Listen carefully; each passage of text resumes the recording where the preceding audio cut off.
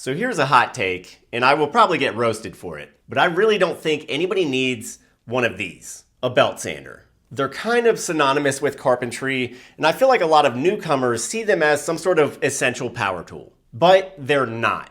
In fact, from my experience, even if you have a belt sander, you're better off avoiding it for most projects. This all comes down to the weird reliance that many newcomers have on the process of sanding in general. They drastically overestimate the role of sanding in carpentry, and it often winds up hurting their projects. So today, I'm going to explain the pitfalls of belt sanders in particular, and I'll point out another tool or two that I think you really should be focusing on. And remember that if you are learning carpentry, be sure to pick up our free PDF guide, The Ultimate Carpentry Checklist. We've covered every important topic in this free interactive ebook. All the major power tools, hand tools, materials, and even concepts. It's all in one convenient place, and you can get it completely free in the links below, or visit us at thehonestcarpenter.com to find out more. So one of the major misconceptions that I see in beginner carpentry is that you can somehow sand your way out of problems. You cannot. Sanding is a finishing technique, nothing more. In fact, the goal for sanding should be to remove as little material as possible. You just do it to beautify your projects. But I routinely see somebody cut something a bit long, and they say, I'll just sand it down a bit. This is often the worst idea. Sanding is not an accurate process. Sanders work by abrasion, but this process is also subject to pressure. Much of what we build in carpentry is rectilinear, meaning it's made of straight lines and square angles. But sanders are not good at producing straight lines or square angles. They eat away at everything they touch, and variations in pressure can easily round off corners or cause multiplanar angles to form.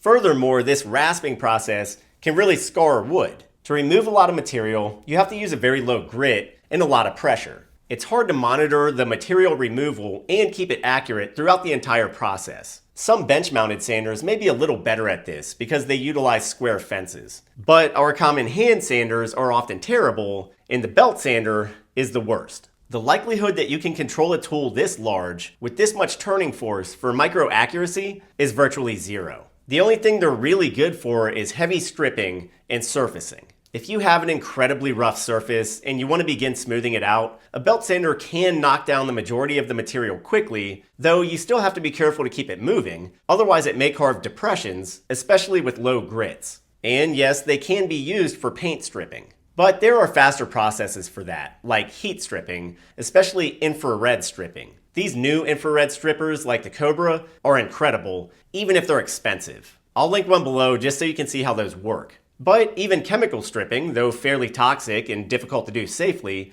is more effective than belt sanding because it helps to preserve the original shape of the wood better. It may be messy, but it doesn't carve your project down and doesn't generate the volumes of dust that a belt sander creates. I've gone years without even touching my belt sander, and it's not even really in my list of go-to tools when I need to remove material. Instead, I turn to a few others. First off, a circular saw or miter saw. If a piece obviously isn't going to fit, don't plan to sand it down. Instead, just remove it and cut it again until you get your fit. Or if you can't remove it, you can sometimes even set up a cut in place if you're very careful. But the belt sander will not be clean or accurate here. If I need to do some edge cleanup on a piece, or possibly even work some high spots on a face, I'll opt first for my electric planer. This is your most accurate handheld shaping tool. The flat rotary blades of a planer make it much better suited to producing clean edges or reducing high spots. The depth set option lets you take really fine amounts with each pass, or more aggressive portions with deeper sets. And while planers can cut chamfers on edges because of the chamfer groove, they're not prone to rounding or hollowing surfaces like the belt sander. They work in more uniform planes. If you're not careful, you can snipe the ends of boards, but it's easily avoided by always keeping your planer level when starting or finishing a pass. I've reached for my planer many more times over the years than I've ever reached for my belt sander. I carried this tool to job sites. This one I left in storage. And of course, because sanding is still necessary at times, you're much better off sticking with a random orbital sander. These smaller, round sanders are infinitely preferable for light-duty work. For one thing, the random part of the orbital pattern is much less conducive to scuffing or making scratch patterns in your material. These tools are also much easier to handle, and they don't punish you if you accidentally linger on a spot. So if you think you have to have a belt sander, don't sweat it. You can hold off buying one until a project really demands it. but a good electric planer could easily be worth the cost. Once again, be sure to get our free Ultimate Carpentry checklist so you can learn all about the other great essential tools. And you can even itemize and track your carpentry knowledge with the interactive list. As always, thanks for watching, and I hope you'll consider subscribing. I'm Ethan James with thehonestcarpenter.com. I'll see you next time.